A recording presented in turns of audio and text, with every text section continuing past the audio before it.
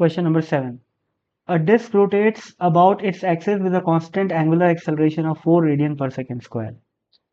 एक डिस्क है, ये रोटेट कर रही है with constant angular acceleration alpha is equal to 4 radian per second square. Find the radial and tangential accelerations of a particle at a distance of 1 centimeter from the axis at the end of the first second after the disk starts rotating. Starts rotating यानी कि omega naught is equal to 0 दिया हुआ है और 1 second बाद की कहानी है, तो t इज इक्वल टू क्या हो गया 1 सेकेंड. ओके, तो t is equal to 1 second हो गया. अब क्वेश्चन में क्या पूछा है, find the radial and tangential accelerations of a particle at a distance of 1 centimetre from the axis. Axis, अब डिस्क की रेडियस तो दे नहीं रखी, तो बाहर में गई. मान लेते हैं कि यहाँ पर एक पॉइंट है जिसकी दूरी एक्सिस से 1 सेंटीमीटर पे है. ठीक, तो इसका रेडियल एक्सेलरेशन और टेंजेंशियल एक्सेलरेशन क्या होगा 1 सेकेंड के बाद.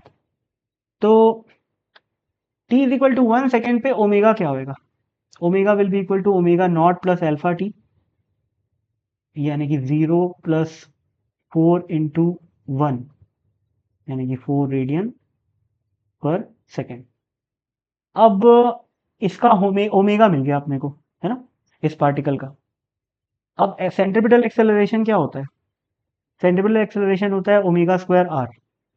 और टेंजेंशियल एक्सेलरेशन क्या होता है, टेंजेंशियल एक्सेलरेशन होता है आर इंटू एल्फा.